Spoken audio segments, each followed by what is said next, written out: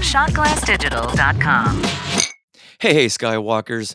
We have so much to tell you on the next episode of Skywalking Through Neverland surrounding the build-up as we waited in line for The Force Awakens and our roundtable discussion right after the first showing. Now, there's so much comprehensive coverage that we're not going to be able to get that episode up until the weekend. So, to hold you over, here is the latest classic Marvel Star Wars comics with Randy Martinez that was supposed to be included in episode 103, but we were getting so long that we had to save it. Now, for future reference, do you want to see classic Marvel Star Wars comics as its own spin-off show, or do you like it within the Skywalking Through Neverland episodes itself?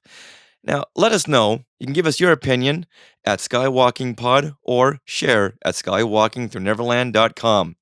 And now, here is classic Marvel Star Wars comics with Randy Martinez. Skywalking through vintage Marvel comics. When we left off with our classic Marvel Star Wars comics segment, where we look at each issue of the vintage series from the 1970s and 80s, the Rebels had just locked S-foils and were about to attack the Death Star.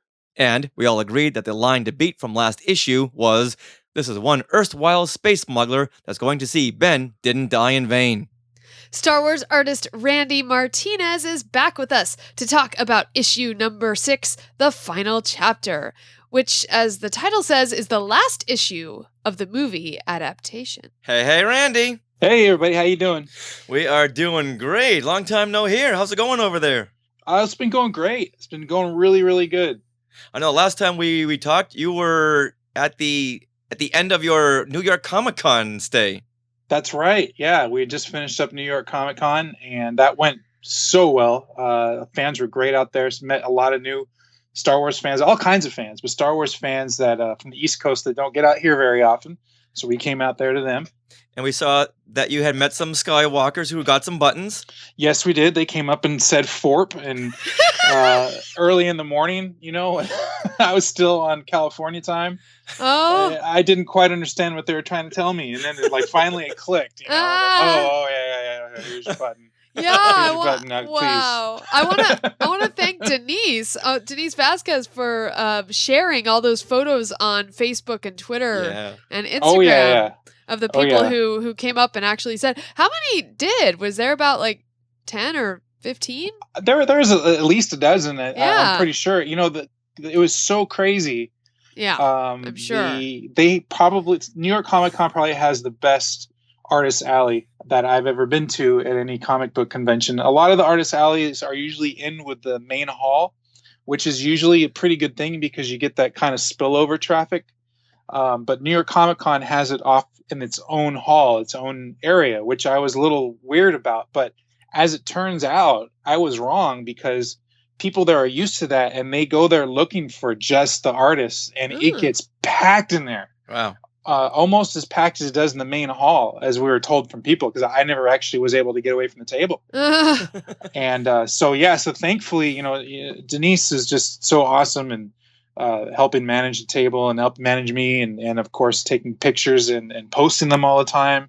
So yeah, I got to thank her too, not just for that, but for helping out with the table. She's a big part of why we did so well. Well, that's what a good girlfriend / manager / all around everything does for their man. Absolutely. Yeah, so some lucky Skywalkers got those BB-8 buttons, so yay. Oh yeah, they loved them. They loved them. Awesome. Yeah, so. And of course your swag too. Oh yeah, the free trading cards that kind of went along with it. I had the BB-8 versus R2-D2 trading card. Oh, perfect. Which I still have a few of them. So if people happen to see me at conventions or other events, I usually carry them around. Just hit me up, say, hey, you got any trading cards? And I might have one for you. So go ahead and ask. So Randy, got any trading cards? I know. We haven't got those yet. No. Huh. Yeah, for you guys, I have 2. Whoa. The holidays are coming early. Well, there's one for each of you, so that's 2. So. Oh. I'm just kidding. There's 2 different cards I'll give you guys. Oh, cool. All right, good deal. Now, Randy, let's round out the Star Wars movie adaptation with issue number 6, The Final Chapter. It says with a question mark. Now, this went on sale September 13th, 1977, and was written and edited by Roy Thomas and penciled by Howard Chaykin. Now, in this issue, the Death Star's imminent attack on the Rebel Alliance base on Yavin 4 prompts the Rebels to send a squad of starfighters to destroy the giant space station. Now, before we get into this issue, let's talk about the cover art by Rick Hoberg and Dave Cockrum, as the text reads on the cover, "At last, the soul-shattering climax of the year's best movie, see Luke Skywalker battle Darth Vader." Are we reviewing the wrong adaptation here, Randy?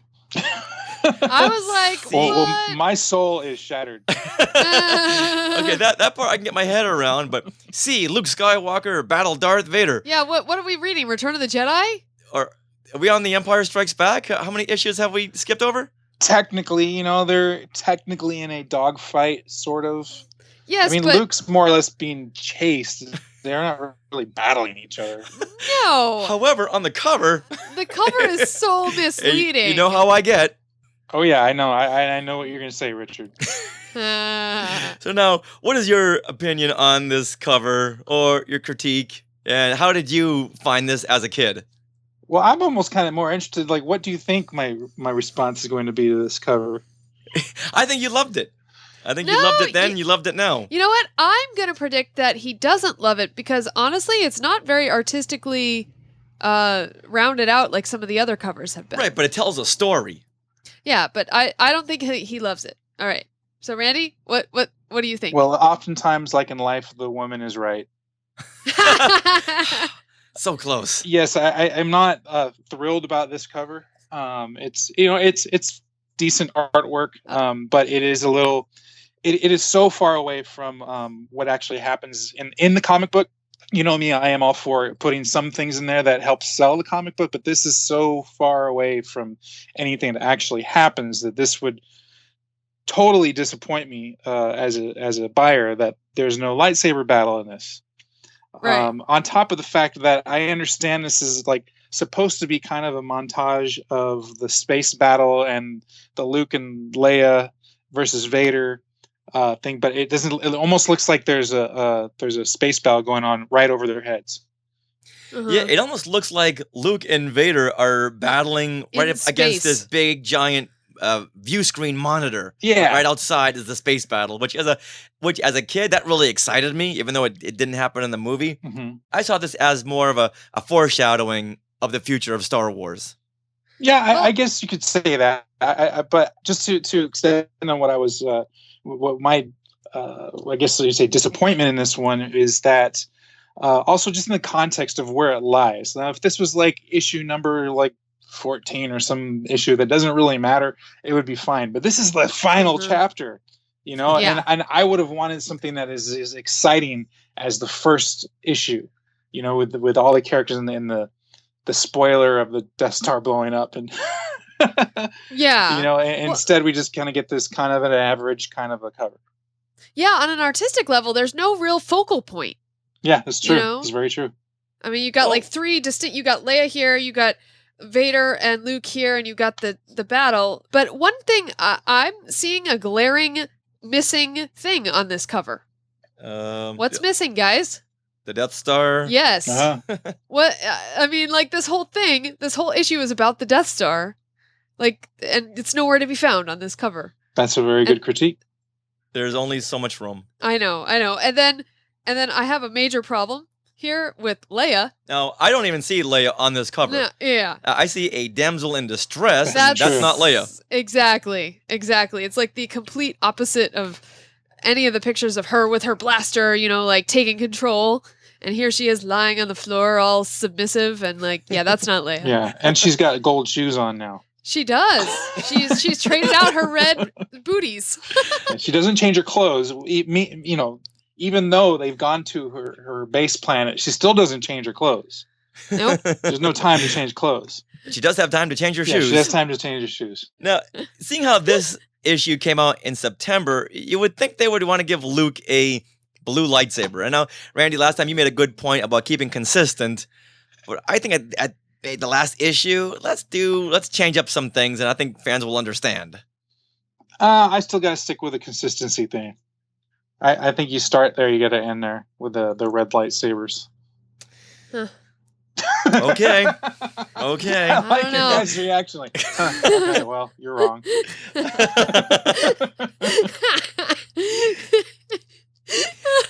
Now, once again, we put out this issue cover on Facebook, and we got a fun reaction here from Hector Rios Jr., who says, overall, it's an extremely dramatic cover, definitely not canon.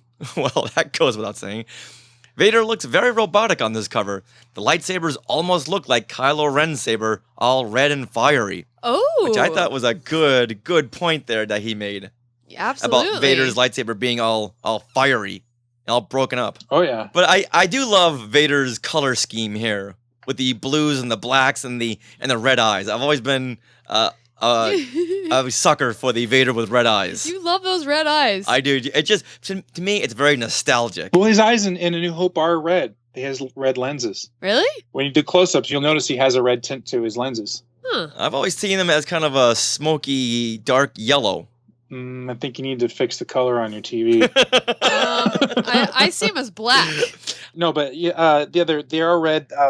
How I found that out actually was through the Decipher customizable card game. I don't know if anybody ever played that or saw that. It's a card game that had a lot of photos from the movie, and they got real close in on different pictures or whatever. Yeah, it was a lot of fun.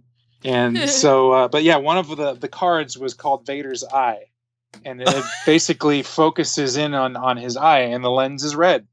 It's not like a bright red, but it's red.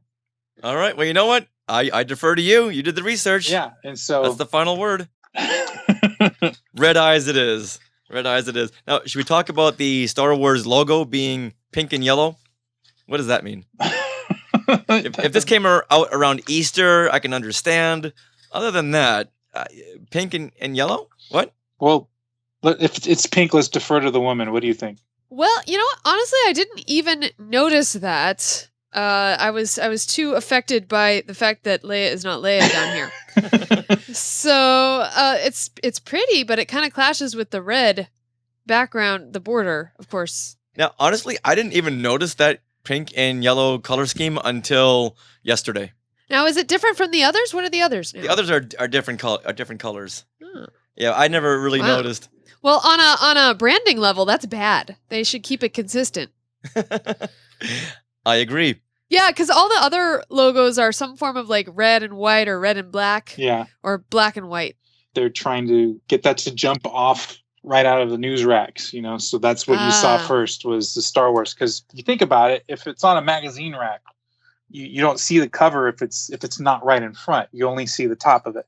You see the title. So a lot of times they pick bright colors to make sure that you saw it. Okay. But this is very bold on Marvel's decision making, because if they're trying to appeal to the boys, yellow and pink are two colors boys just do not like. That's true. Yeah. And knowing what we know about the behind the scenes of these comics now, I just don't think they realized every issue had a different color scheme. And there's something about not that it necessarily is pleasing to the eye, but the fact that it clashes with everything is part of what makes it pop out in terms of the title, to the person walking by a newsstand. But then you turn to the next page and you got some beautiful reds and blues and whites. It looks like America is going to fight the Death Star. It does. They look like American X-Wings. All right, Sarah, that was a good segue into the actual comic. So, thank you. Randy, the first page of the story is one big splash page of the X-Wings attacking an upside-down Death Star. Yeah. So, what do you got to say about this? Well, I got to say, going back to when I was a kid, first off, let me say I really do like this. This is a great splash page. And by this time that the comic came out, most people that were buying comic books have seen Star Wars probably at least 100 times. So the people are very familiar with the story, which does two things. It makes it so that you can leave some things out because people kind of fill in the blanks, but it also puts a little more pressure on the artists and the storytellers because you can't leave certain things out because people are looking for it, and they leave them out back, so which we'll notice as we talked about this. But for the cover in the first page, the thing that always got to me ever since I was a kid was it didn't look like, I didn't think it was a Death Star. I thought it was like a big speaker I thought it was a big woofer, and not only because it looks like a woofer, but because the radio voice, with the bubble that always signals like an electronic voice. Right. I thought it was like a radio DJ or something talking through the woofer. Oh, how funny! Like, you're listening to KDS1. We're being attacked. Yeah. Now that you say that, it does almost look like a big record too, because it has the grooves. Right. How interesting. See, I didn't see that at all. But now, Randy, that's because you don't know what a record is. I do too. Now, Randy, did you see the Star Wars before reading this comic? I'm sure I did. I was 3 at the time, so. Oh, okay. I mean, I for Star Wars, I remember mostly images and the experience of going. And I've seen the movie so many times, I don't remember which memory is from when I was 3 or not. Right. But I'm sure when I had at least the Treasury edition, which we always talk about, and I love the Treasury edition, the big comic, that Right. I had definitely seen the movie by then, and I really enjoyed seeing all of the images, especially in this issue, because it looked and felt so much like the movie. Okay. Yeah, definitely. I know I had seen the movie before reading the comic, which is why it was so confusing. Right, and that's why you're so annoyed when it's different. Right. And then when things were different, because we didn't have video, sometimes it confused me. Like, which one is the right one? Because I knew that we already had seen some things that weren't in the movie, like Jabba the Hutt and Biggs. So I began to think, this is in the comic, but is it in the movie? So I would bring my comic book to the movie, trying to read during the movie. Now, on the splash page, what really sticks out to me in the narration dialogue boxes, it says, the X-Wings converge on the Death Star like angry mosquitoes. Now, how do you know when a mosquito is angry? That's a good question. And why would they use Earth-like references for descriptions? I know for the viewer to make that connection to something they can connect with, like an angry mosquito. And then now, is a mosquito in the Star Wars universe because of this? Or is that just narrator's choice? I think because it's not actual spoken dialogue, they get some leeway there. Yeah, I agree. Like, what's a duck? Yeah. Well, exactly. Now, on the next page of the omnibus, all the pilots report in, and there's still the blue squadron, not the red squadron like in the movie. Red 10 standing by. Red 7 standing by. Red 3 standing by. Red 6 standing by. Red 9 standing by. Red 2 standing Yeah, so by. what's up with that? So, like we were saying last time, they had to change it in the movie from blue to red because of blue screen. Oh, okay, that's right. Yeah, so they couldn't have any kind of blue emblems on their outfit because it would bleed through in the blue screen process. Okay. So they had to change it to red. Okay. Can I just say, on an artistic level, this is page 100 in the omnibus. I love this page. It's so nicely laid out. You have the blue squadron checking in above, so you have 5 small panels of each of the 5 pilots, and each of them, it's this fun rainbow gradient from blue, green, yellow, orange, and red, the opposite rainbow. So that struck me right away when I turned the page. I was like, oh, that's so pretty. Mm-hmm. So beyond these 5 panels above, you got the one panel in the middle with the X-Wings racing to fight the Death Star, and the 2 panels below. So it's like really nicely balanced and laid out, and I just love the art on this page. Yeah, you can really tell what publicity pictures they took all those X-Wings from, because they're beautifully drawn. Yeah. So they had a lot of reference material for the ships in this issue. Yeah, I think the paying attention to detail on this was a big priority, and you can see it right down to the helmets. The helmets have really good detail on them as well, relatively speaking, of course. But what I had heard, now this is not fact, what I have heard in my research is that there's actually about 3, maybe 4 artists that worked on this issue alone. Wow, really? Yeah. Wow. And because they wanted to, this is the final chapter, and they wanted to make sure that they got everything really, really good and exciting and just as good as they could get it done. Because by this time, things, of course, had moved from, we don't want to do this comic book, I guess we'll just do it, whatever, get the free license, to like, we got to make this the best thing we've ever done. So even though the cover doesn't really speak to that too well, but But yeah, during this time period, this was the best-selling Marvel comic book. So I'm sure at that point, everybody wanted to get their hands on it. Well, yeah, because I think marketing-wise, it not only helped market the Star Wars line, but it really helped Marvel Comics in terms of they knew everybody was going to buy this, so they wanted to have really good art in it, so that people I like the art in Marvel Comics. Maybe I'll try some of their other titles. I know we say every issue gets better and better, but this one here really outdoes them all because there's now backgrounds, whereas before we just had a solid color. This time we really see some depth. Oh yeah, especially to that panel where all the X-wings are flying by, which looks like they're flying by the moon of Yavin. Yeah. Now, what they didn't spend too much time on was the narration. Now, I don't understand this one here. The narration box in that panel with the X-wings, it says, like narrow seeds, the double wings on the X-wing fighters suddenly split apart. Was that narrow seeds that you said? Narrow seeds. You know what? I read this and I'm like, wait a minute. Okay, we have some pumpkin seeds in our kitchen. So if you think about it, if you split them apart, we could make little pumpkin seed X-wings. You're stretching. You're stretching here. Wouldn't that be fun? It would be fun, and then take a picture on your Instagram. I'm now on Instagram. I just thought of all the metaphors to use, like narrow seeds. Yeah, that is kind of fun. Now, Randy, that must have jumped out to you when you read that. Oh, yeah, and it takes me back to some of the other dialogue throughout the comic that is sort of, like bad Shakespeare, Yes. Like the erstwhile space smuggler? Yeah. Using words that nobody, what are you talking about? Uh-huh. Now, there's another narration box that says 6 men of Blue Group, referring to the X-Wing Squadron. Now, just put that away for a few minutes. 6 men of Blue Group. And now, let's move on. Okay. All right. Now, on page 101, there's another narration box that says, the rebel leader spoke earlier of its weakness, which might be exploited if the space gods are kind. They should have said the Force. Yeah. Is Roy Thomas saying the space gods are the Force? I just think it's another attempt to like I was saying, trying to be like Shakespearean in some way.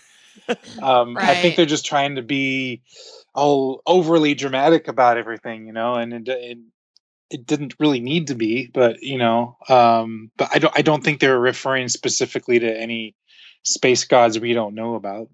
Yeah, I almost gave them the benefit of the doubt, and they were almost since fans at this point of the comic and the series related the Force with gods in a religion, maybe that was their way of saying the Force without having to say the Force, and people would understand what they meant. That's a good point. But I think you are right in that they were just trying to be overly dramatic, because a couple of pages later, they referred to Princess Leia as the Space Princess. Yeah. It's like, oh, okay, you know what? It's Star Wars. We can connect the dots. Right. It's in space. We got that.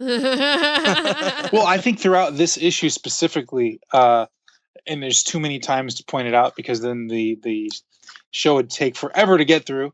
But there is a lot of over explaining things throughout this whole thing, which leads me to the next part actually on that page, where they take the POV of all of the Imperial troopers, and they show you that, first off, the guy, you hear the and the guy at the bottom says, "There goes the alarm." It's like, thanks.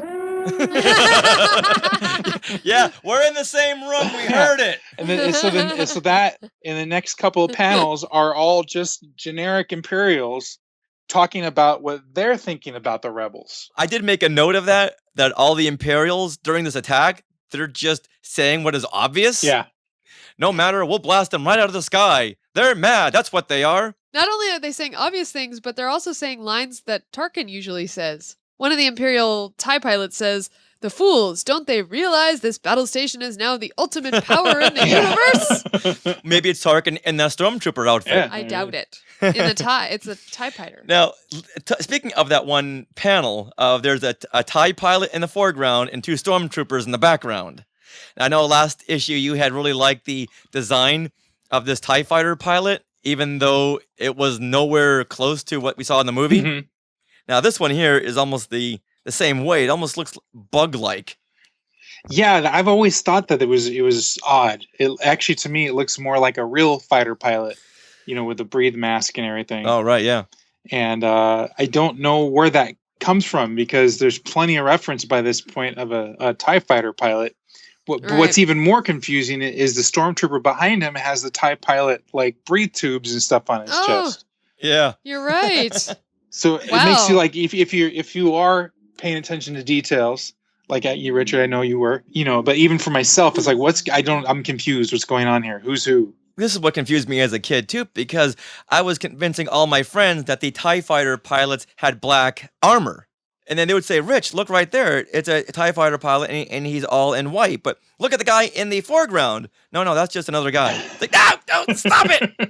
So I was up against a losing battle here because there weren't any trading cards with the TIE fighter pilots. The comic book was defying me. I had nowhere to go. I was a man without a country. Yeah, and then if you remember when the action figure finally came out, it didn't look a whole lot like the TIE fighter pilots either. Yeah, that was 1985. Yeah, so that was much later, so they still weren't getting it right. Huh. Yeah, I'd go back to my friends going, look, see, it's right here. Rich, that was an argument we had 8 years ago. Now, let's talk about this panel here that there's Darth Vader in the foreground and an Imperial commander in the background, and he shouts at Vader from across the room, apparently. We count at least 30 ships, Lord Vader. Now, a couple of minutes ago, I had made a reference to some dialogue that said 6 men in the rebel fleet, but now he is counting 30 rebel ships. Now, which one of these people went to public school? Well, I have to correct you, Richard. It says all 6 men of the blue group, not of the fleet. But at this point, we're only seeing the blue group. We only saw the nose of a Y-wing on that first splash page. So as a reader, all we know is that there are 6 X-wing fighters. You're supposed to extrapolate from that nose. Yeah. Yeah, because we saw some of the rebel pilots check in. We didn't see anybody else, and there were 6 of them. So what's there to say there's 30 rebel ships out there, except for this one guy who's counting 30, but all we know is that there's 6. Well, they say 30 ships in the movie, don't they? We count 30 rebel ships, Lord Vader, but they're so small they're evading our turbo lasers. And then in the movie, we really only see about a dozen spaceships. Yeah. Except in the special edition, where we see a couple of dozen. And this is the panel that inspired the special edition. Now, as a kid, did this bug you, Richard? I didn't notice it until now. Oh, okay. Because I did go to public school, so I didn't really notice. Yeah, your life would have been completely different had you noticed. I want to alert the reader that we've jumped pages, so we're now on page 102 of the omnibus, looking at the bottom panel. But can we go back to the middle of that page? Okay. With Luke getting fried?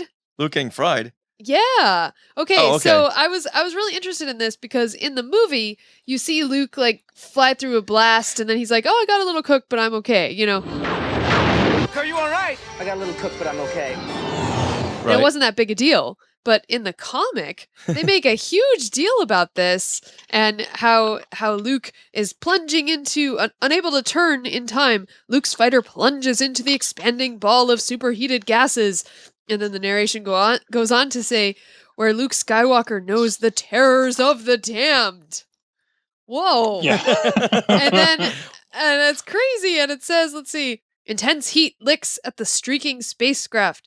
The hot winds of hell buffet it to and fro until Luke's teeth rattle. Whoa. This is a family show. You can't go saying those words. I know. So I was like, this lends a whole new meaning to that part of the movie for me. Because I never really thought about that bad. Because I always knew Luke pulled through. Randy, in your opinion, do you think the writers just saw a chance for drama in this one scene, so they really heightened it? I think so. I think even... like the images aren't that bad. They're cool, and it brings a little drama, but it's way over explained. Yeah. Whenever you can put the hero in jeopardy, you're gonna heighten the dramatic tension. And they just needed to let you know that Luke Skywalker knows the terrors of the damned. Yeah. Does he really? Well, what I would say though is even though my major problem is over-explained. But my bigger problem is, which we'll discuss a little later, is that they took 1, 2, 3, 4, 5 panels to cover that little thing where he gets a little cooked, which could have basically just been handled in 2. And they left a couple of key things out through the rest of the comic. Which so now let's go back to Darth Vader, and he's talking to his commander, and after the commander tells him about the 30 rebel ships, Vader says, "This station is not designed to do battle with such puny, insignificant spacecraft, and that could be its fatal flaw." Now, that sentence seems to conflict with itself.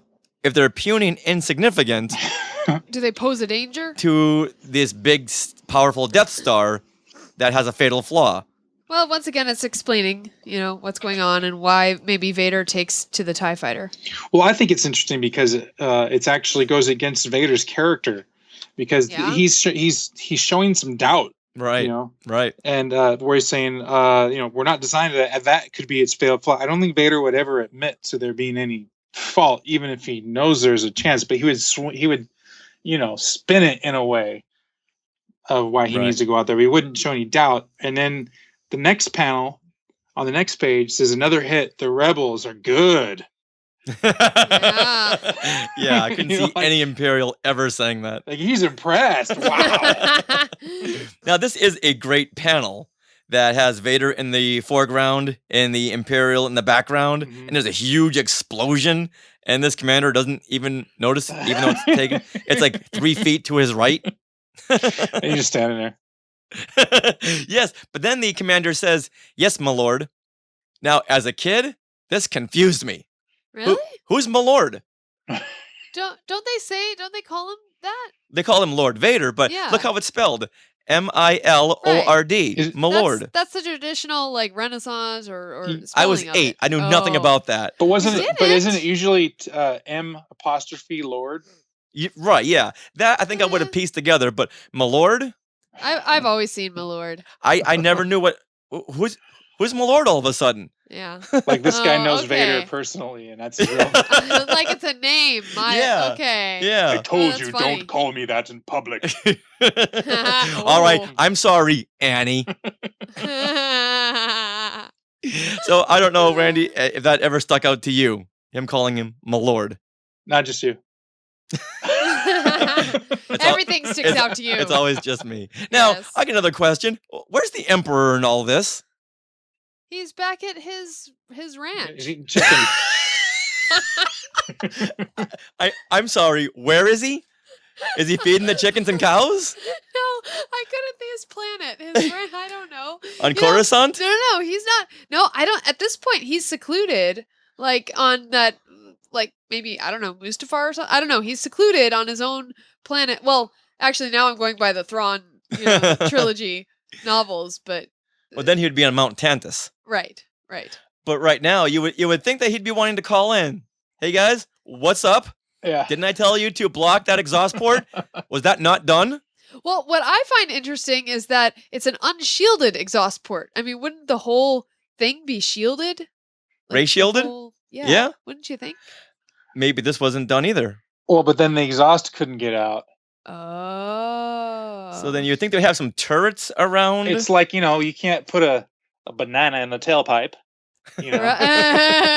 Right. That's an interesting... Right. But if they had some turrets around that exhaust port, so if anything did come close, they could shoot it down. I guess they should have had me as a contractor. Wonder how much that would pay. I don't know where to go to find out. Well, I think Sarah's not 100% wrong. I think that, he's the emperor. It's possible he has a ranch somewhere. It's not inconceivable that ranches don't exist and he doesn't have a getaway. Yeah. I mean, Randy, please don't encourage this. The president has Camp David or whatever, right? Yeah, so that's true. He's the president basically, so he's gonna have a getaway. Maybe he couldn't be reached. I stand corrected. Okay. He had his cell phone off. Yep. All right, now let's move on to page 105 because there's another interesting panel here with some interesting dialogue. Now, Donna, Leia, and 3PO are watching the battle on the big spacious screen when Donna says, The image has faded, princess. The high band receive has failed. And Leia says, then switch to audio and do the best that you can. This is totally erroneous. Now, did the Rebels need to switch to Verizon or a better service? What's going on here? Like, it doesn't matter for us reading the comic. They're thinking ahead, really, because that's what would happen on like Skype or a face-to-face call. FaceTime? FaceTime, yes. That the video fades, so just switch to audio so that way you'll get uninterrupted service. To me, I'm thinking they're really thinking ahead on this. I'm just piecing this together as I go, Yeah. okay? I know. No, I think this speaks to Randy's point where they're spending too much time on stuff that doesn't really matter while leaving out some bits that Randy will bring up later. Right, Randy? Yes. Or maybe it's a plug for Verizon. I doubt it. Or her line should have followed where, Leia's line should have followed, like, I told you we should have got cable instead of DishNet. Because as you know, a big storm comes along and you don't get anything. Right. Right. Then here comes that guy. Can you hear me now? Can you hear me now? But there's only one most reliable wireless network in the nation. Can you hear me now? All right. Now, it says here in this scene that Blue 4 is the first to go, the first to get blown up. Now, Randy, some trivia. Who is the first to be shot down in the film? Oh, I should know this. The guy with the nose. You know what? Yeah, you're you're right. right. You're right. You're spot on. He does have a nose. Yeah, I can't remember what his name was though. Not Tyree. It was Sarah, do you want to chime in here? Is it Porkins? It is Porkins. Oh, I didn't think he was the first to go. Okay. Yeah, because he doesn't get shot down. Really? Yeah, when he's flying over the Death Star, he gets caught in some kind of a firestorm. Got a problem here.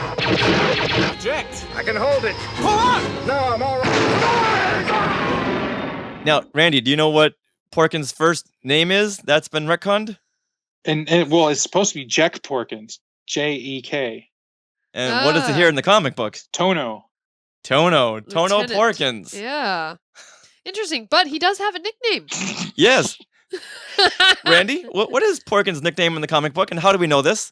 He says, "So long, piggy." Now, this is said by Biggs, who's supposedly his friend. Yeah. Unless he's making some kind of an obscure Lord of the Flies reference. Why would he call him that? Or pork. Yeah. Yeah, I guess that's just what they... Yeah, that's just no good. Yep. Did you notice that he waited until after he died to call him that? Exactly. Yeah. Big man. Oh. And then Biggs goes on to say, "You will be avenged." At least he didn't go, Biggs. "I smell bacon." Oh. Now, a moment for Porkins. Oh, he lives. He shows up in Raiders of the Lost Ark and Batman. That's very true. There you go. Can I make a call out here actually to the last several pages we've been in this space battle, and I just think this comic has done an incredible job of translating that kinetic energy and the intenseness you feel watching the movie into the comic. I think they've really done a nice job with that. Oh yeah, with each explosion, it just goes every Yeah. which way, and you see the fragments of the ships. And the ship lines, as they're moving, you see their speed lines and everything. I just think they've done just a nice job. And the starry background, whereas Yep. in the first issue we had a little cluster of stars, and that's all we got. Yeah. Now the stars are everywhere, which gives it a whole lot more depth because some stars are bigger than other stars, which says that this galaxy is just huge and it has that depth. Mm-hmm.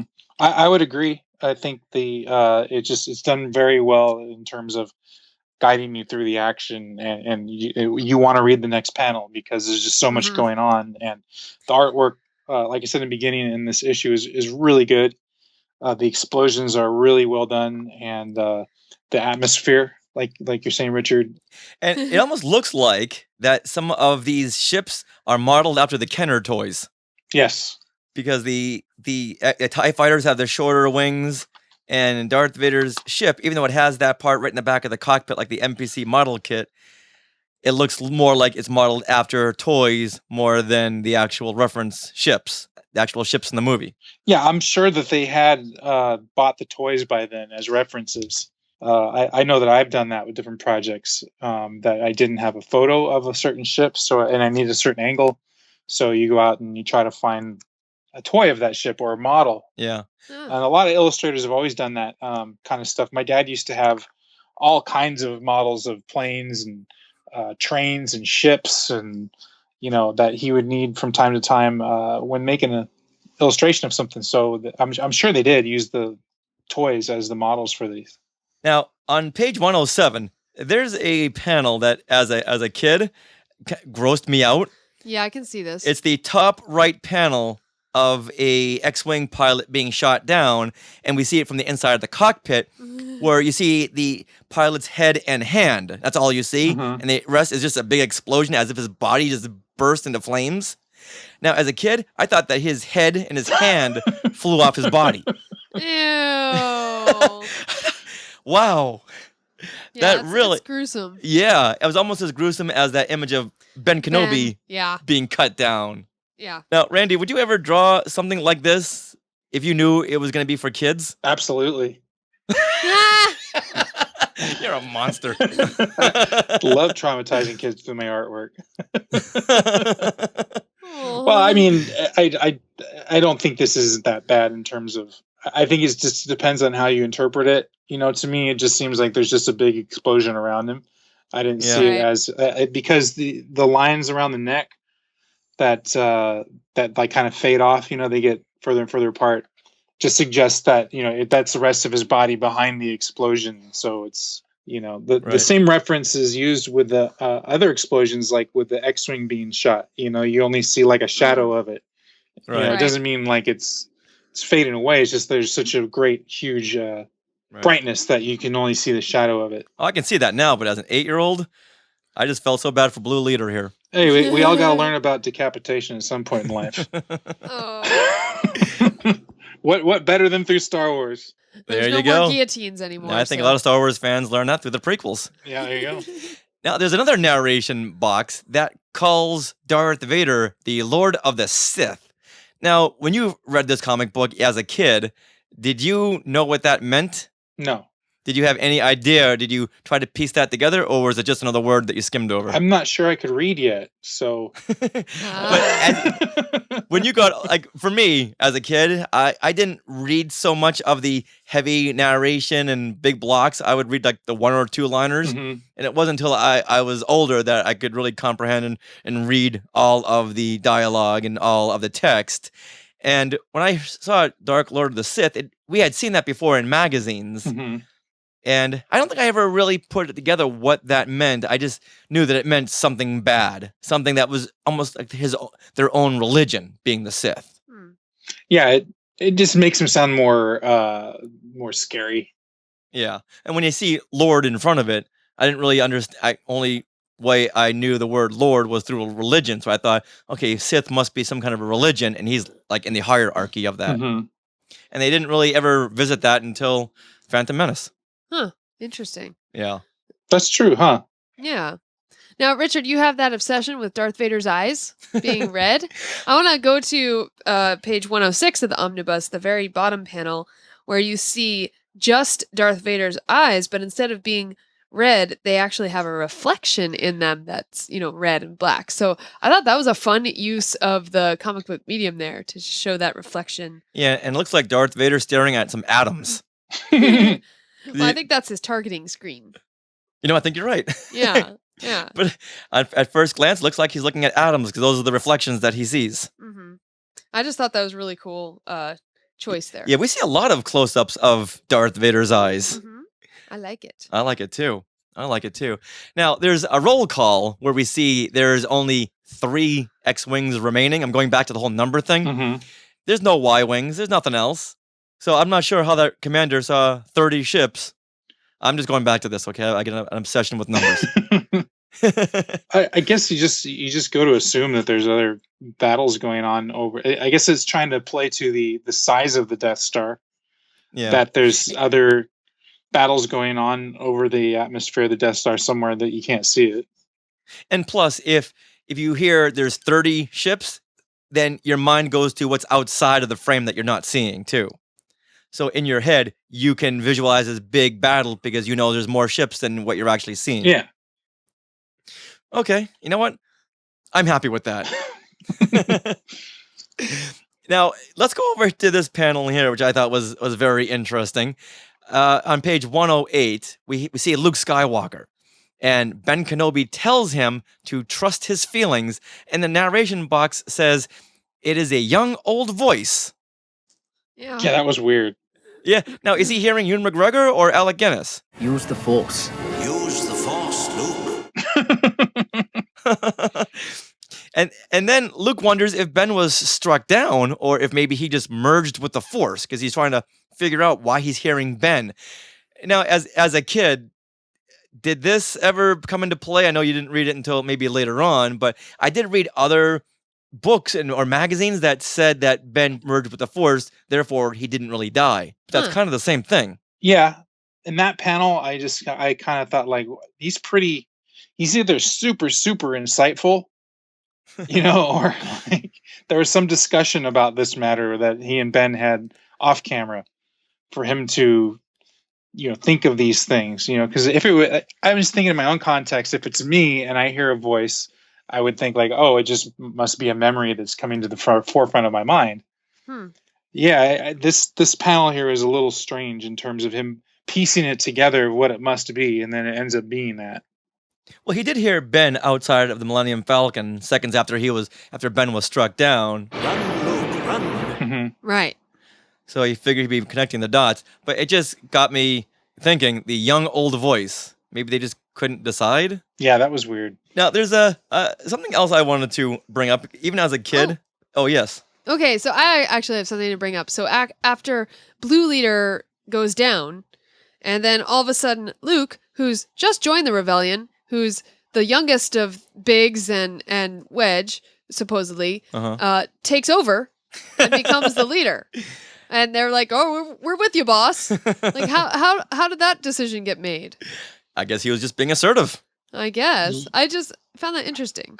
I think it's kind of the alpha male. Doesn't depend how old they are. Just the alpha kind of steps forward, and the others in a situation like this will follow. Yeah. Or he might have also just been in the position to take the lead, and there wasn't time to sort out.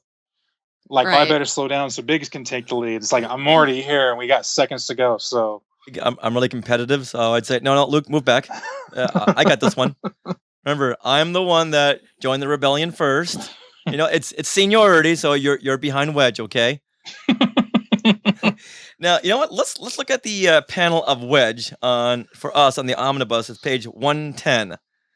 Now, there's a picture of Wedge inside of his cockpit as he's trying to maintain his flight before he gets the malfunction. He's getting the malfunction. He's got to step away, so to speak. And there's a picture of Wedge, and he's got a red star on his helmet. Now, even as a kid, that I couldn't let that one go. Wow, you notice things, man. I did not notice that. It's a star. It's not too on the nose. It's a star. It's a red star. I guess I was reading the words. Well, I've had 38 years to sort this out. I thought that if he that's like a 1-up or something. Isn't that a 1-up on Mario Brothers or something? Or you get fireball action? Extra life. It's an extra life. Yeah. He could have used that. Yeah. Or he did. He lived, so maybe he did. Yeah, you're right. Now, this is just moments before we see Vader's wingmen go bursting into flames because we are rescued by Han and Chewie. Yay! And then Vader says here, by the immortal gods of the Sith, before hurtling off into space. I've always loved that line. Because really funny. I think back then, Sith was just one of those mysterious words that you didn't really know what it meant, so your mind just had a field day trying to figure it out. And the immortal gods of the Sith just sounded like that should have been the name of the movie. It sounds like a Ron Burgundy line. You know how he's always doing that? Like, by Odin's beard! Who's Ron Burgundy? Yeah, Ron Burgundy from the Anchorman, Will Ferrell. You never saw that? Oh. No. Well, I'm sure that would be funny. What about Ted Knight? Ted Knight, oh, yeah. Yes. Everything's right like this. By the immortal gods of Sith. Well, apparently the immortal gods of the Sith didn't help Vader as he goes spinning off into space. And I love the panel when you see like twisting smoke as Vader goes off. Yes. Yeah. Well, I thought there's two things interesting in this page here, where with the two TIE fighters getting hit. Going backwards, number one, the TIE fighter pilot who's talking to Vader. Now, we know how quickly that whole thing happens, where the one TIE fighter gets shot by Han, and then the other one dodges out of the way and hits Vader, and he goes spinning out. But in the comic book, he's got all this dialogue to say to Vader. He's got time to say all this stuff before he spins out of control, which would make me think that he wouldn't have spun out of control. But then going back even further, this really caught my eye, and it's probably just a mistake by the writing, but the order of the dialogue. And I went back and looked at the pages before to make sure I didn't miss something. But at the top, Luke says, "Close it up, Wedge. You can't do any more good back there." It's like, why not at this point? Because later, 2 things later, is when Wedge gets hit, and he said, "I can't stay with you." Of course, in the movie, we know that he says, he sees he gets hit. "Get out of there. You can't do any good back there," which is cool. Get out. It's good. Save yourself. Right. But why would he say it before that? That's a good. Yeah. You know what? I missed that one. Yeah, it's like a weird time to give criticism. Yeah. Yeah, as we're learning in this issue that they get a long time to go for this space battle because everyone's got time for a monologue. Yeah. Now, I love this part, and for anyone who... Oh, Sarah, you had something? No, well, where are you going to? The next page. Oh, no, I did have something. Okay, go ahead. Okay, so at the last part of page 111, where you see Chewie and Han in the cockpit of the Falcon... This is where Han says his famous... You're all clear, kid. Now let's blow this thing and go home. And then, is this Chewie saying Gronk? Yeah. Yes, it is. Is that really? Yeah, you got to read it in a Wookiee language. What was it? Yeah, see, I hear A's and R's. I don't hear Gronk. All right, I just wanted to bring that up. But I would like to call a note to that panel, though, and saying, "Yay! It finally looks like Chewbacca." Yeah. Chewie's got fur in his face. He reached puberty. Yeah. It took him the whole movie. Yeah, better late than never. Yeah. No kidding. Wow. Yeah, you know what? You're right. That is the first time Chewie looks like Chewie. They had to get the extreme close up to get it right. Yep. Right. All right, now, spoiler alert. Attention, Skywalkers. Spoilers ahead. Warning. The Death Star is destroyed. And I love this narration. This is very poetic. It says, "The collapsed residue of the Death Star will continue to consume for several days, forming for that brief span of time the most impressive tombstone on this corner of the cosmos." That's beautiful. That's beautiful. It is very lovely. Yeah, it just paints a picture. Speaking of painting a picture, this would be my favorite panel. Okay, hold on, we're not there yet. Oh, okay. I just love how they call it a tombstone on this corner of the cosmos. Well, I think it is of all the attempts to write something dramatic and Shakespearean, that's probably the most successful. Yeah. But with that said, is the most coherent. Every one of these panels basically says the same thing, but in a different way. Yeah. More or less. It's like for me too, getting ahead of myself, I love this big panel too. I wish they would have just said one of these things and just left the imagination to fill in the dots with this big explosion. Yeah, because this is a splash page, a one-page panel, and it would have been just so beautiful had they not had all these boxes of text around it. Yeah. It's almost like CNN or one of those channels that has all the lines going by. And yeah, the scrolling sidebars and the updates. It's like the ESPN of comic book pages. Right. All right, now, the Death Star has been destroyed, and Luke returns to Yavin Base. And what is the first thing he says? He yells, "Technicos, hurry up and see to my R2 unit here." Talk about not in character. Yeah. I almost wanted one of these Technicos to say, "You know what? I know you just saved all of our lives, but would it kill you to say please?" Yeah. That's how I feel sometimes about you. Hey! When do I never say... we'll talk about that later on, okay? Yeah. Someone's in trouble. You and me. Yeah, you're right. It is just so out of character. Uh-huh. Yeah, it was a little weird. I thought he said Carrie first. I know, right? You know what? There is a thought bubble that says, Carrie! Just like that, too. And then, after a big hug from the princess, Luke hears a gratified sigh from overhead, as the narration box says. Well, but we are glossing over the part where Leia gives Luke a hug, and then she turns to, "You big Corellian!" Yep. And gives Han a big hug. Well, the way she's looking at Luke right over here.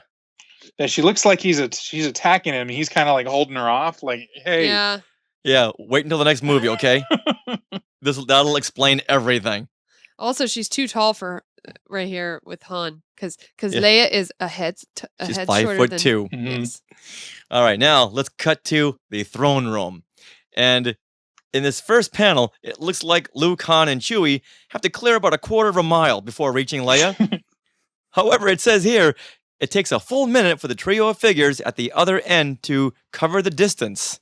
And it continues, and several times it seems as if the gigantic furry one wants to bolt and run. Yeah, what is up with weird. that? Now, Yeah. a full minute? Maybe if they were sprinting? Yeah. Maybe if they had a transport? And then why would Chewie want to bolt and run? I don't get it. Yeah. I don't get it. Especially when he's kind of the one that probably convinced Han Solo to go back. Yeah, exactly. Yeah. Good point. Yeah, really. I mean, he dropped the seeds, right? Well, for whatever he said when Han says, "I know what I'm doing," which obviously Chewie disproved. So that planted the seeds, and Han made the decision to go back, yada, yada, yada. But if Chewbacca was trying to get him to go back and now he wants to bolt and run, that doesn't make a whole lot of sense. Bolt and run in which direction? To the princess? Does he want to get there first so he'll get a medal? Which, yeah, it's very odd. Which they do refer to here. Yes, it's retconned. Yeah. Why Chewie doesn't get a medal? Yeah, Sarah, go ahead and read that narration. Oh my goodness. Chewbacca the Wookiee too will have his own medal, but he will have to put it on himself. Few space princesses are that tall. So I guess in the comic world, no one can ever kneel? Yeah. I know, or bend your head over. Because Wookiees cannot bow. Now, does this take place in space or is this on Earth? It's outer space because it's Star Wars, so it's a good thing they said space princesses. Yep. Because we may have forgotten where this took place. Because this could be Reseda. This could be Cincinnati. You never know. Yeah. Now, I love the last line. What the future holds for these 6 daring souls, only time and the space winds know. What? Phew. For one thing, there can't be wind in space because it's a vacuum. And it's in space, so it contradicts itself. I know. But just the fact that someone wrote that and it got by. I know. No one ever said, you know what, let's check out that last line. We know what's going on here. Yes. All right, so that is the end. Randy, any comments on this throne room scene? Well, I think I want to take the opportunity to call out some of the things, or at least the big thing that was left out because of the over-explaining in different panels and what they left out. The biggest thing they left out was R2 getting hit. Oh, you're right. They show him all damaged in here, and C-3PO saying, you know, I'll gladly donate any circuits or gears, but they never show him actually getting hit, which I feel is a big scene. It adds to the drama and the danger of the scene, because R2-D2, who we all love now in the movie, all intents and purposes, got his head blown off by Darth Vader. You are right. Yeah, I wonder if they did that because of the kids, and I know we saw it in the movie, but to see it in a panel, I know we see Blue Leader and everyone else getting blown apart, but this is huggable R2. Or did they just say, you know what, people will know what's going on, they'll see him damaged, they'll connect the dots? I don't know. That's a good point. I'm just saying there's a lot of stuff that, like, even just starting with Luke Skywalker flying through the fireball, that was like 5 panels that they committed to that, and which would have just taken one panel to say R2-D2 got hit by Darth Vader. Or at least like 2, maybe like one of him getting hit and the next one with him, you know, all messed up. Yeah. Interesting. But now in the end, this last panel, Archer's got a little halo over his head. Oh, yeah. He does. He's all shiny. But he's the only one who's got a little halo over his head, over his dome. Yeah, I think that's just depicting his shininess. That's where his wound was. Yes. Poor R2. But I know. So, Randy, after going through issue 6, what was your favorite line of dialogue or narration? My favorite line of dialogue, because I'm weird, is "So long, piggy." Oh, poor Porkins. Just on so many levels, it's funny, but it's wrong, and it's just out of nowhere. Yeah. I don't think I've never met anybody that would want to be called Piggy, especially when their life is already hard, that they're overweight and their last name is Porkins. It's like it's a gland problem. What are you gonna do? It's like if you're friends, you're a little more sensitive than that. Yeah. But like we said earlier, he waited until after he was blown up to call him that. Yeah, big man to make fun of somebody after they're dead. Oh. So I don't know. I don't like it because it's a great line. I just think it just stood out to me. It's like, what is that? There's just so much going on with those 3 words. All right. Well, you know what? That still counts. Sarah, what is your favorite line? So my favorite line, because I always like it when Han and the princess get together, is when, Leia's hugging Han and she says, "And you big Corellian, I knew there was more to you than money." Come on. That's awesome. Now, that's more of your interpretation of the line than what's actually said here. What? That's exactly how she says it. Thank you very much. That's exactly what it is. And she's giving him this big, bear hug and looking longingly into his face. To your credit, those are the words that are bolded. Exactly. Were you checking me? Yes, I was. That's my job. I got to fact check all of this stuff. Okay, you Bostonite. You ain't getting a hug. I have no idea where I was going with that. That's okay. I got a kiss from Randy. Got a cyber kiss. Oh, wow. Now, okay, what's yours? Mine, and I love this. It's right at the beginning of the space battle. Luke says, "Blue 3, this is Blue 5. Hi, Biggs." So if they were trying to hide anyone's names. What is the fact that they're beginning this gigantic space battle, which they've already alluded to them not having the confidence of being able to defeat the Death Star. Right. And he just says, "Hi, Biggs." Also, just that, let's see, 1, 2, 3, 4, 5, 6 panels earlier, the Red Leader said to keep the lines quiet. So I think that just Luke is just showing his age. Hi, Biggs. But I think it adds to the way that you actually said it, Richard. Like, Luke, I just saw you 15 minutes ago. Yeah, that's so cute. I know you're here. So that's just what stuck out to me. Yeah. Now, Randy, what is your favorite panel in this My issue? favorite, well, it's kind of I'm going to give you my alternate, which is kind of an honorable mention. Okay. Your pages are different than mine, but it's on page 22 in the comic, which is where the TIE fighter gets shot by Han Solo. And it's, let's see, 1, 2, 3, it's 4 panels before that, where it has a ghosty Darth Vader face and the TIE fighter is swinging by. Oh. And it's kind of like a montage out of nowhere in terms of the comic goes, but I've always liked that drawing for some reason. I just always thought it was cool, and seeing Vader's face over his TIE fighter. That's my honorable mention, but my very favorite, and it always sticks with me, is the Death Star exploding. I think it's just it's huge splash page. It's simple, and again, I wish they didn't put so much explanation. I don't even know if it needs any explanation, because it's all right there in the artwork and the Luke's X-wing flying out of that starburst. It's really a nice piece, and as far as comics go, it's as good as any exciting explosion scene that I've ever seen in a comic. Yeah, I have to agree. Like the X-wing flying out of the Death Star really makes it. Yeah, I think. Yeah, and the depth within the stars, because some stars are yellow and some are red, and some are white, some are light blue. Mm-hmm. So you can really tell this explosion went on to an infinite distance. Yeah, that's my favorite panel too. Well, Randy already chose it, so you can pick another one. No, that was mine. We can share. Yeah, we can share. What's yours? Well, not that one anymore. I'm going to go to page 103 of the omnibus, where it's in the beginning, where Darth Vader he's been talking to that commander, and he climbs through the circular door. Now, as a kid, to me, the way he's climbing out, it always looked like one of those monsters who would put their hands up against the door frame and pull themselves out. And that, to me, because back then I was so into monsters. That's what that reminded me of.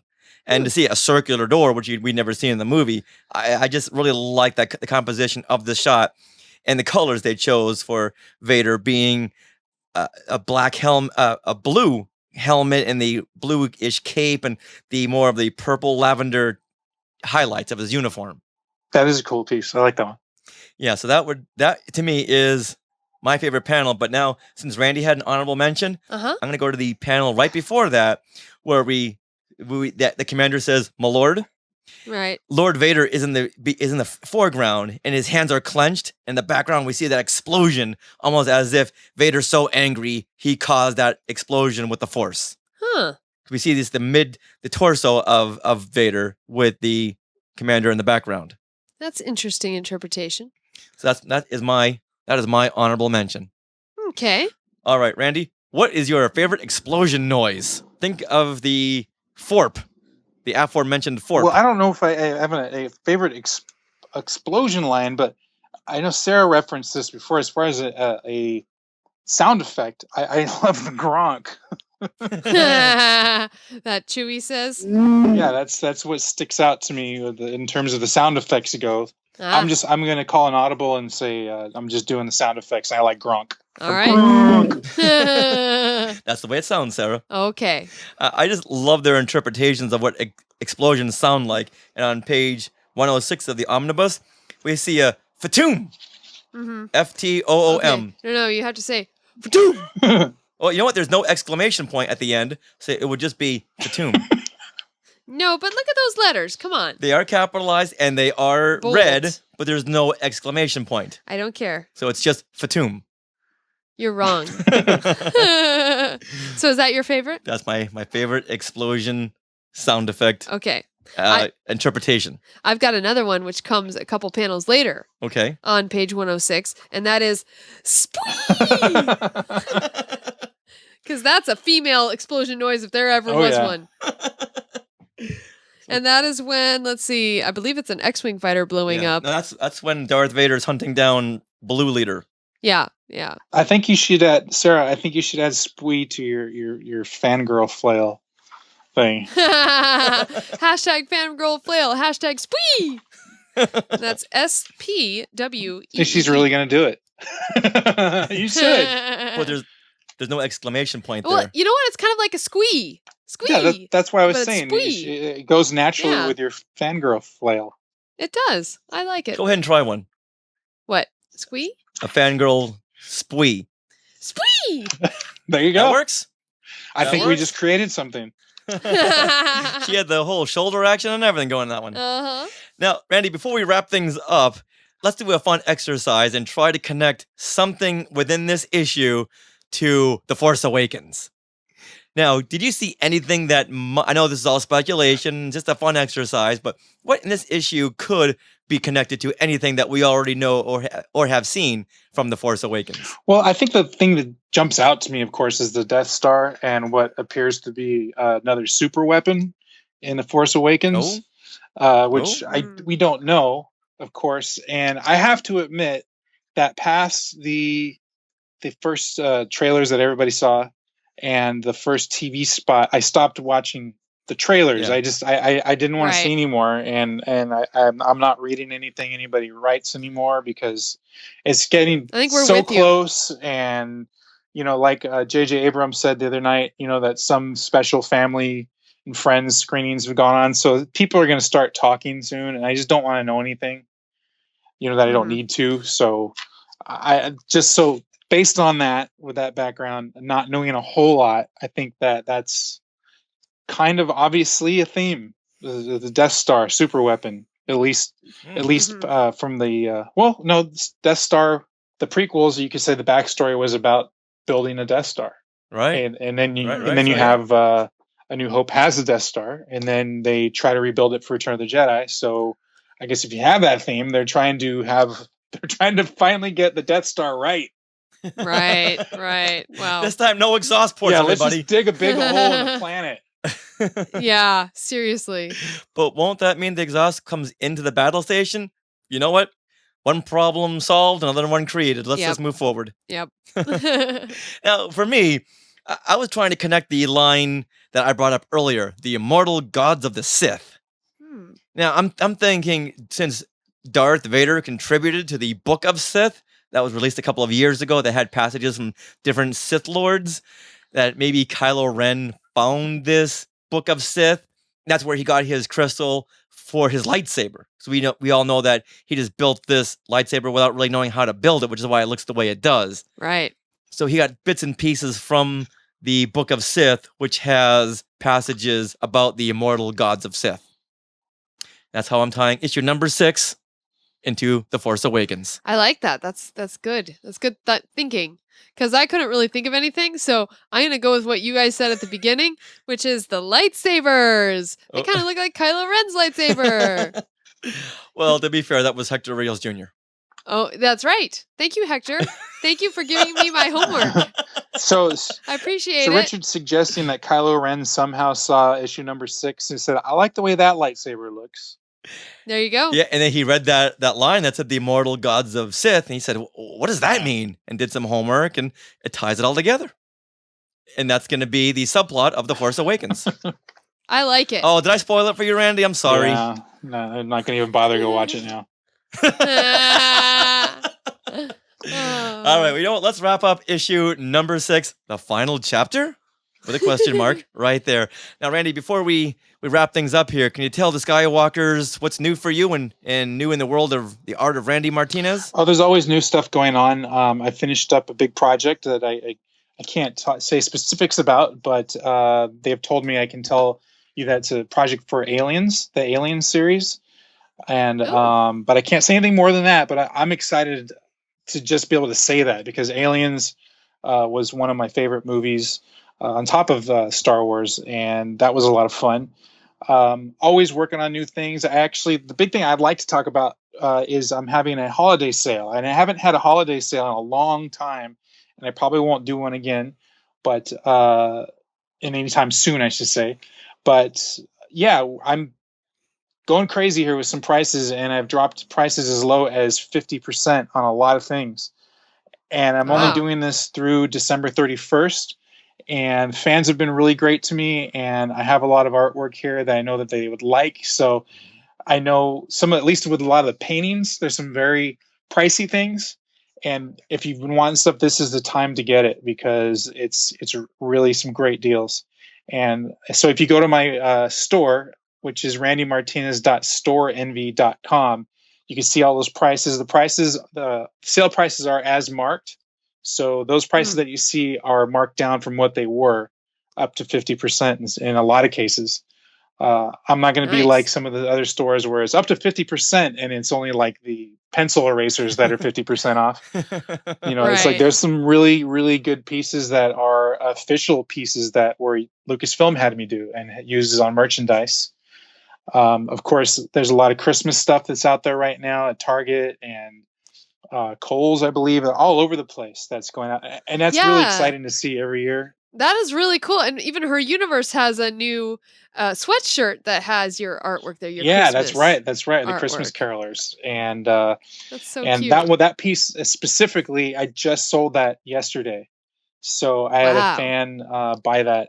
That was really happy, and they've been wanting it for a long time. And so there's a lot of deals like that you can come get. Now, are these originals or these prints? are mostly originals. These are the original art. I do have some prints that are official through Acme Archives.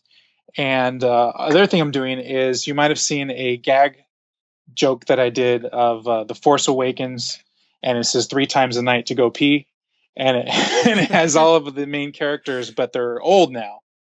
And it's a kind of a Mad Magazine kind of a joke. And so I'm taking those, and you actually get one of those for free with every order that you get on my page. So you can't buy them, but you can get them for free if you buy anything. And there's no, you don't have to buy a certain amount of a product. It's just you buy one thing, you get the free print. Nice. Wow. Now, did they come to you and say, hey, Randy, we want to put your artwork on all this Christmas stuff? Or did they just do it? And how surprised were you when you saw all this at Target or Kohl's? Well, it actually took probably 2 years before I started seeing the artwork show up. And what happened was I do artwork for different licenses, of course, like Topps, and I've done work for Star Wars Insider. Now they hire artists on their own, and you have to be an approved artist, and then that artwork has to be approved by Lucasfilm for that product. But for this Christmas artwork, Lucasfilm contacted me personally and to do artwork for what's called their style guide. And what that is like if you wanted to buy the license to do Star Wars t-shirts and you wanted to do Christmas t-shirts for Star Wars, then you go to their style guide if you have the license, and you can choose from all the artwork they have in there. So, and there's a lot of artwork. So in that context, it's actually very exciting and a huge honor for me that these companies that are making clothes like Her Universe choose my artwork year after year to be on their shirts. So it's really, it's a lot of fun, and I'm really honored and so happy that people are reacting well to the artwork and they like it. Nice. That must be so exciting to walk into a store and see your artwork on like a Christmas stocking. It really is. It's cool. And it's funny, my favorite thing are those tiny little Christmas stockings you can get at Target that have my Darth Vader playing the piano, which I call a Very Vader Christmas. That's the title of that piece. And because I designed it to look like an old Christmas album. Yeah. Like a Bing Crosby Christmas album? Yeah. So, and it's been used now for either 2 or 3 years. Different companies are using it. So I'm excited because I feel like it's becoming like a Star Wars classic piece of art, like the Yoda Christmas hat that Ralph McQuarrie did, which is interesting because if you look very closely on at least the t-shirt, I think you can see it in the background up on the mantle, there's a little framed picture and it's of the Ralph McQuarrie Yoda in the Christmas outfit. So I liked giving him a nod to that because that was really the first Star Wars Christmas art I think that was ever made, I think. Well, before that was the Christmas in the Stars album. Oh yeah. What do you get a Wookiee for Christmas? What can you get a Wookiee for Christmas when he already owns a comb? Yes, exactly. When Santa's warming himself by the fireplace and R2 and 3PO are making toys. Yeah. Oh, well, great. You know what, Randy? So I know I was following you on social media when you were posting pictures of finding these items in Target, and I could feel your excitement. So where can Skywalkers follow you on social media? Oh, yeah. They can find me on my website, which is randymartinez.net. You can also find me on Instagram, Randy Martinez 40. And then you can find me on Facebook. Just look up Randy Martinez fan page. I think it's Artist Randy Martinez fan page. And for Twitter, I think it's just Randy Martinez or Randy underscore Martinez. Yeah. I think it's Randy underscore Martinez. Yeah. And then the last thing of a business that I've been working on helping to promote with Denise is her big show coming up in December.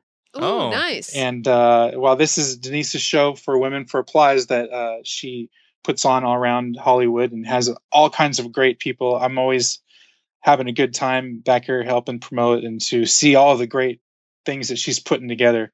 So I always like to try to promote for her through you guys as well and invite everybody out. It's at Flappers in Burbank, December 10th. And it's at 8 p.m. and tickets are $10. And it's called the Woe Plus Men for Applause. And she's got a great lineup, and it's a lot of fun. So people should come out. If people want to read more about that or find out more information, where should they go? Yeah, just Google Denise Vasquez on Facebook. That's a good way to do that. And you can also find her at denisevasquez.com. Cool. And having been to some of her shows, they are very, very entertaining. So if any Skywalkers are in the Southern California area, please go on down, say hello to Denise, say hello to Randy, and say FORP. Oh, yeah, that's say FORP. And what's your Twitter, Denise? Denise just told me, she's like, tell them my Twitter. It's at Denise Vasquez. Perfect. And that's VASQUEZ. And it's in all caps, so you can't miss it. Yeah, and she's going to be promoting that a lot lately because it's coming up, and like I said, so much talent, and it's like a variety show that Denise puts together. So there's a great musical act that's going to be there too. Cool. Well, that'd be fun. All right, good deal. All right, Randy. Well, until next time, when we tackle issue number 7, when the EU is officially born. we have the issue titled New Planets, New Perils. So until next time. That's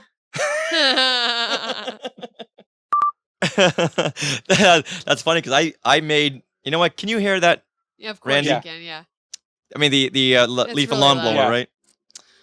He's almost done. All right, give him a second. Dang, nabbit. We'll give him a sec.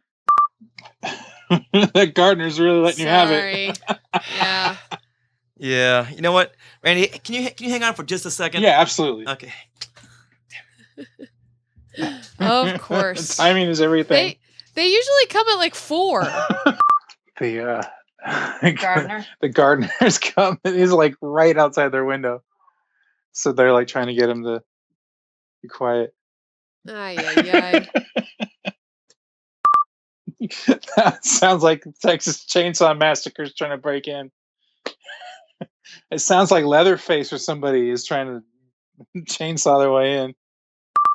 Okay, now I'm sorry about this language coming up, but dang nabbit! Wow. Dang nabbit all. So I'm sorry you had to hear that, Randy. I'm sorry. I'll let it go this time. Okay. As soon as you start talking, Yeah. you know. Yep.